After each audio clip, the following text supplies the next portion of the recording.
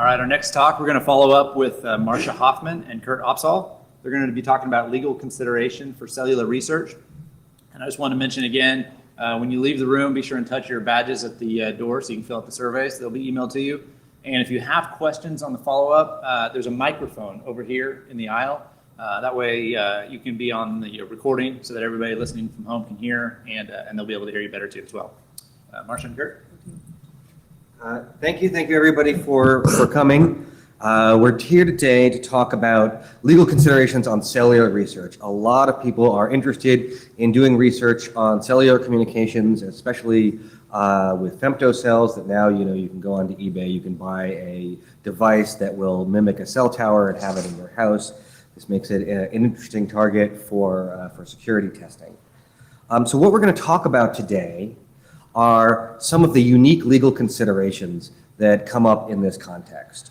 Some of the laws that you're going to be aware of. And the reason for this is not to teach you everything that you possibly need to know about this, but to help you with spotting issues and know when to ask for further questions. So this is sort of a shallow dive in a very deep ocean. And the other thing we want to talk about is ways that you can mitigate the risk, ways that you can conduct research which will be less risky than if you didn't know about it. So what do I mean by risk? Risk has a couple of components here, what we're talking about. And so one is practical risk, and the other is sort of legal risk. And by practical risk, this is, is somebody going to sue you? Does it seem like it is threatening enough to make it worthwhile to go to a courthouse and to initiate legal actions?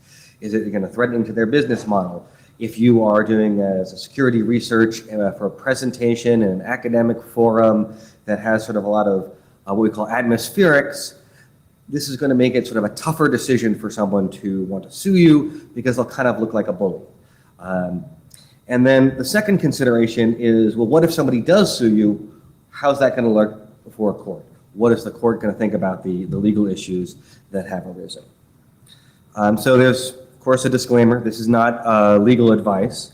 And part of that is about this, not just a disclaimer for what we're giving, but to remind you that it's about issue spotting, trying to understand the overview so you can look deeper and then ask a lawyer about your specific circumstances.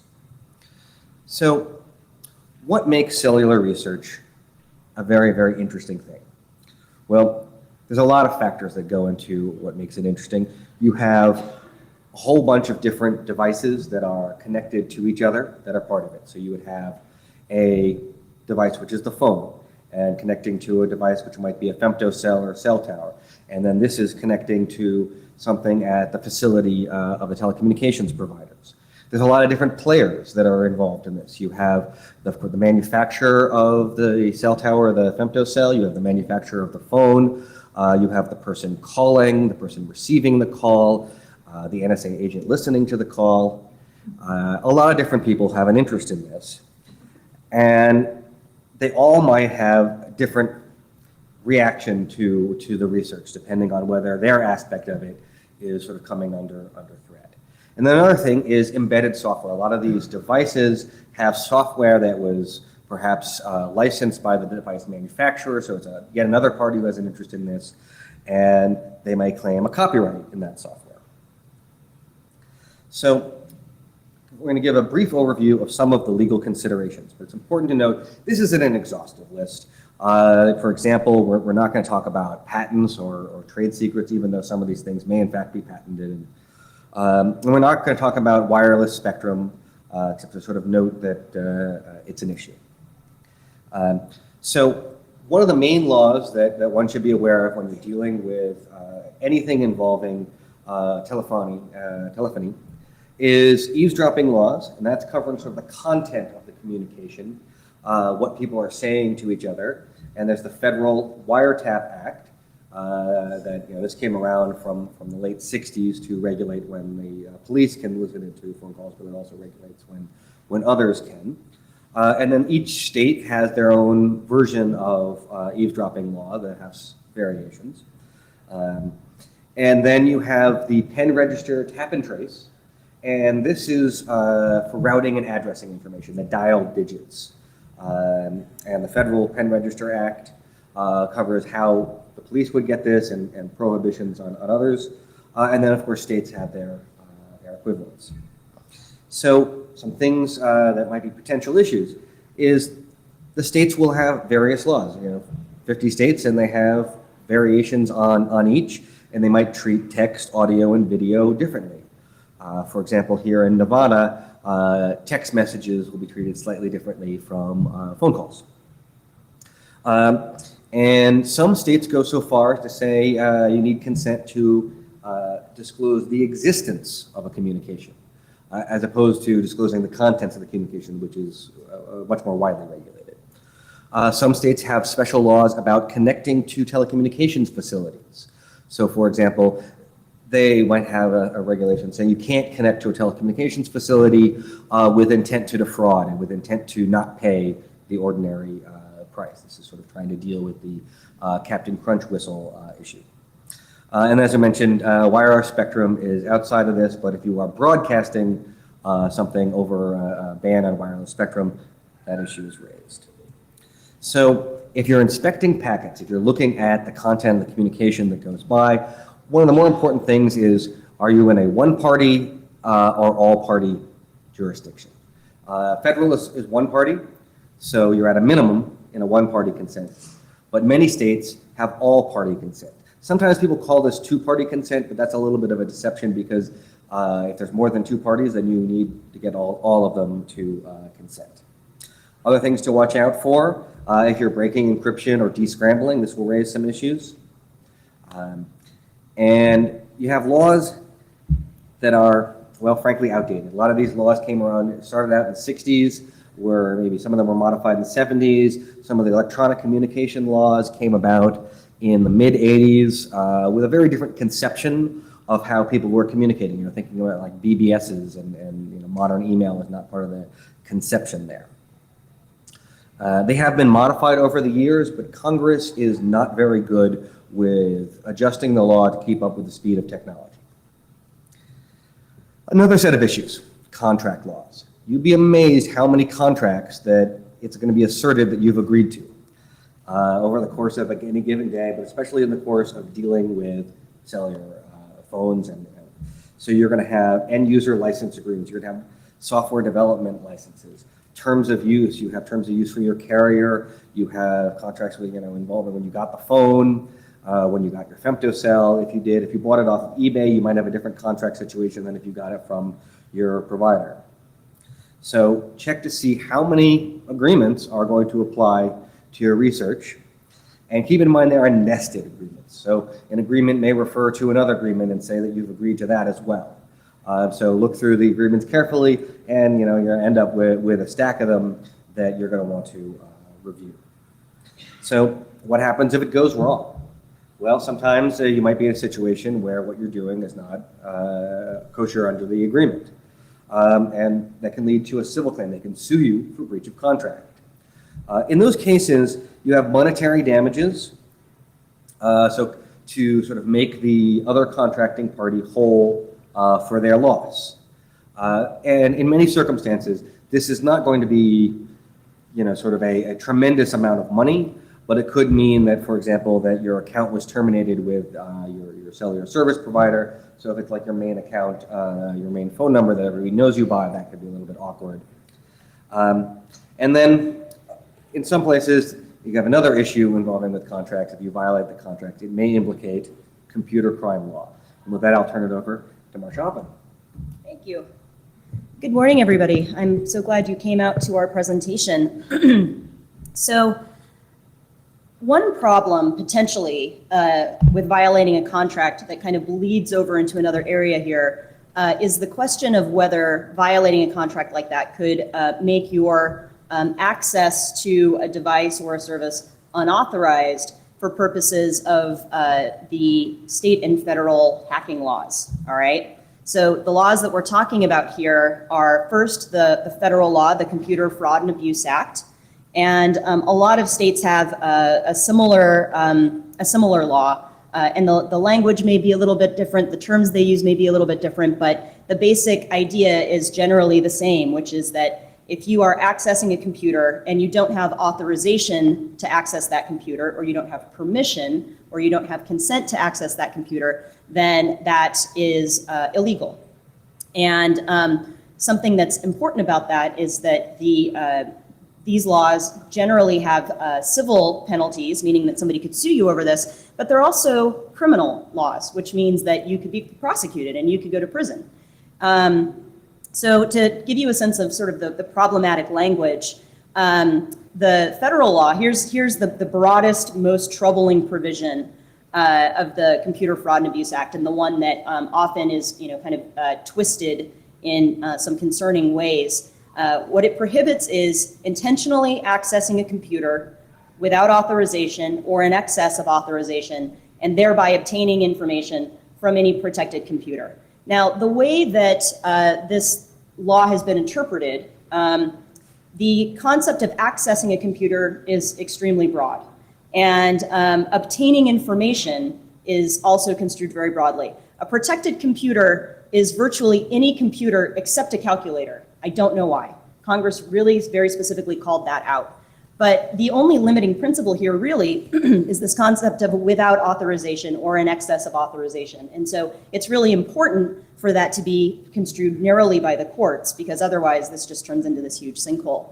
Now, certain people have tried to creatively use that broad language to say that if you access a device and breach a contract or violate terms of service when you do that, then that becomes unauthorized access. And what that basically does is turns breaching a contract into something you can go to prison for. And I'm not going to get into that a great deal because I'm actually going to do a briefing all about the Computer Fraud and Abuse Act right after this in Palace 3. And if you're interested in these issues, please come and we will discuss them to your heart's content. But it's just something to flag. Because this is something that has really become an issue over the past several years, and it's very much an open question. And so anytime we see a situation where somebody is violating a contract, at first your thought is, well, it is breach of contract, okay, but then you also have the concern that that could turn into a much more serious problem down the line because of the computer crime laws. Okay, the next legal issue we're going to talk about is the Digital Millennium Copyright Act. Now, this was a law that was passed in the mid-90s. It was sort of intended to update copyright law in light of the new digital content out there on the internet. So, two basic prohibitions to keep in mind. The first is you can't circumvent technological protection measures that have been put in place to protect or control access to copyrighted works, okay? The second thing is you can't traffic in tools that are primarily designed, marketed, or valuable for circumventing these technological protection measures. Now, the question of what a technological protection measure is a little bit of a difficult one. It's pretty clear at this point that authentication, handshakes, protocol encryption, these things would qualify. But then there are a lot of open questions like, code obfuscation, proprietary protocols. Do these things count? And if you need to circumvent those things in order to do your research, what does that mean? I will mention briefly that there is a process every 3 years by which the Library of Congress is able to grant special exemptions to basically declare that a certain circumvention does not violate the DMCA. And in the past several years, EFF has successfully petitioned to get an exemption for basically jailbreaking or rooting your phone. Because we were able to show that a lot of users do that. There are lots of good reasons that people should be able to do that. We tried to get that expanded to tablets and also to video game consoles, and that was not permitted. That is not to say that jailbreaking or rooting those devices is illegal, I think. I think what that just means is that there's a lot of gray area there. And frankly, if you need to gain root access to any other computer, if you need to circumvent a technological protection measure in order to do that, there's some gray area there. That's just what that means. So there are some important exceptions to keep in mind about the DMCA and this prohibition on circumvention. Many people are familiar with the reverse engineering exception. There's an exception for reverse engineering when you are doing it for the sole purpose of achieving interoperability achieving interoperability between a program and another program.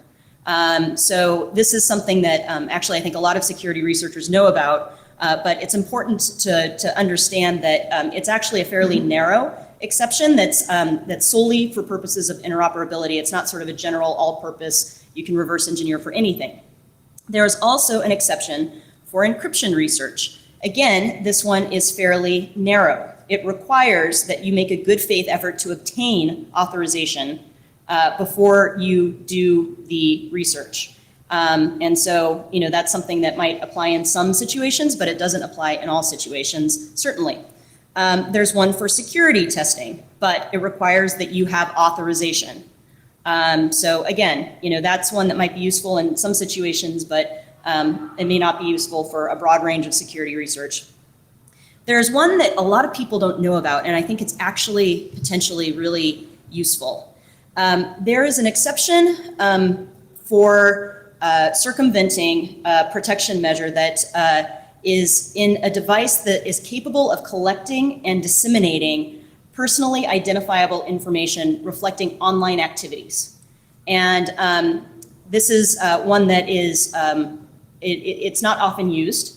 And I think a lot of people don't know that it's out there, but it's something that could potentially be useful, I think, in a range of security research. And so if you are doing any research that involves devices like that and information collection and dissemination, devices that collect and disseminate personally identifiable information, you should talk to a lawyer and see if that's something you can use. Okay, so how do we design safer research? Based on these laws that we're dealing with and the lessons that we've learned, the first thing you should do is identify and read any applicable agreements that might apply to the devices or the services you're using before you begin your research. If you can avoid agreeing to them, don't agree to them. One thing that we've noticed over the years is that it is possible sometimes to buy devices off of, say, for example, eBay, and that may put you in a situation where you are not having to agree to things that you might have had to agree to if you were buying directly from the manufacturer or from a store.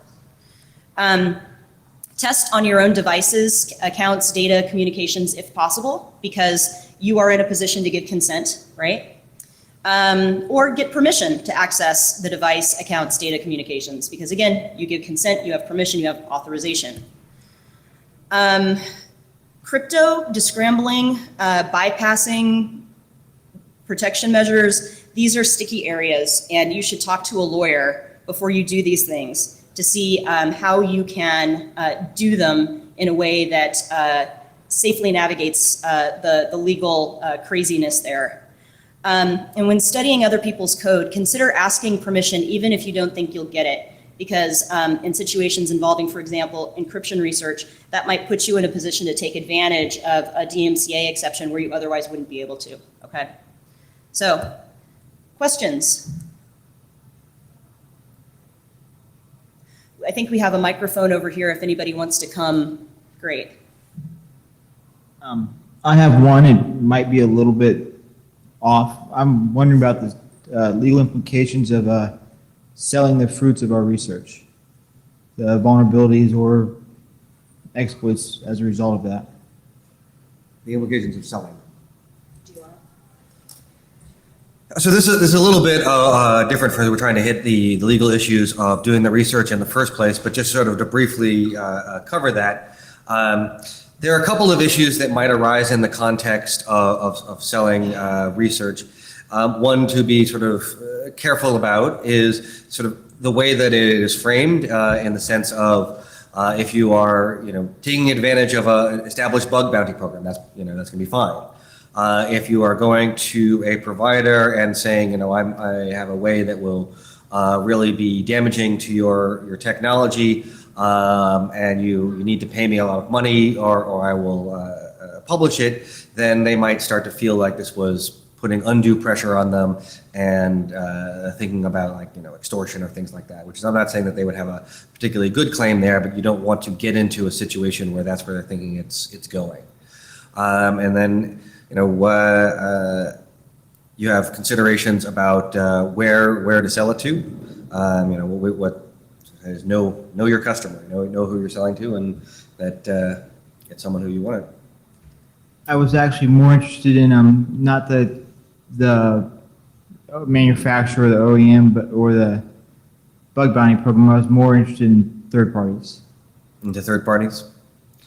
There's a number of places that do this. So, one of the things that we thought about is on the know your customer end of things. That if you're using it, you don't want to be selling something to someone who's going to turn into malware to the detriment of people.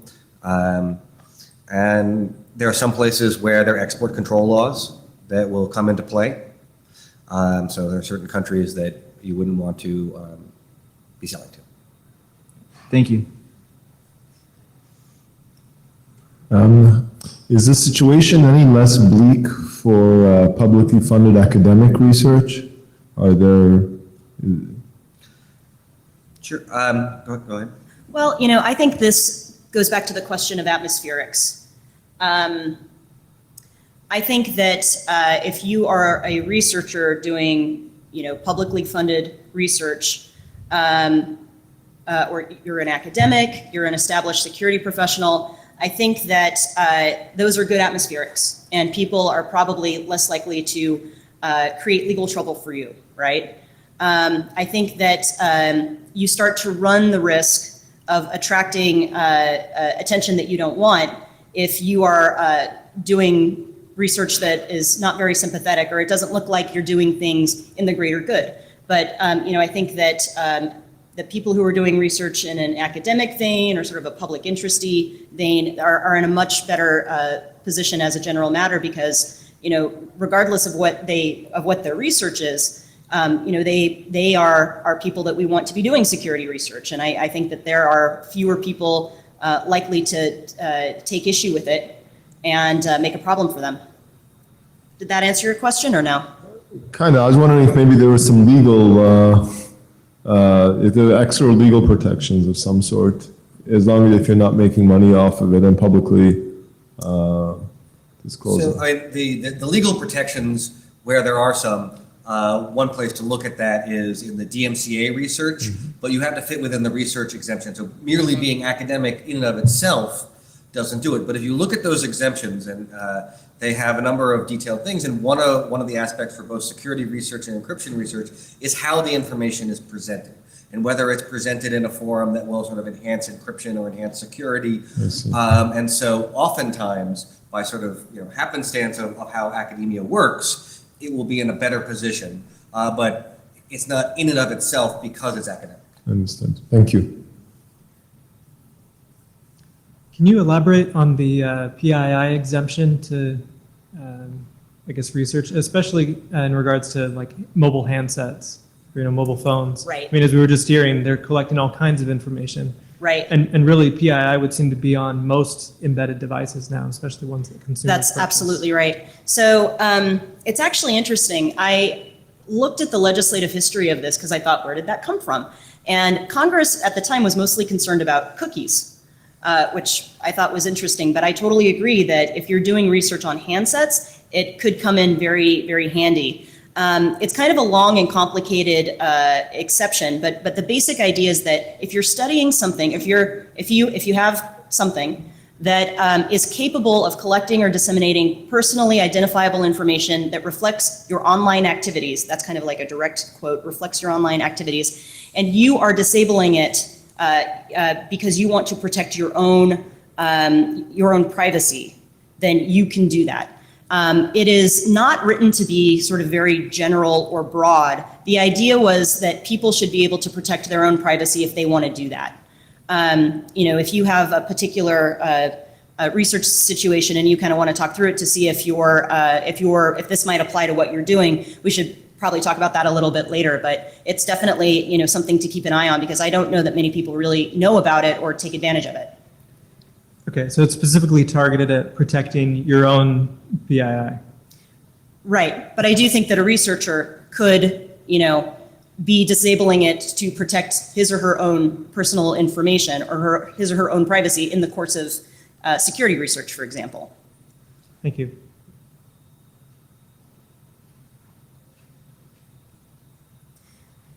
Any other questions? All right, thank you. We'd really appreciate any feedback if you have it. So if you think that we did a particularly good job here, or a particularly bad job here, please go ahead and submit feedback. We'd really like it. Thanks. Thank you very much.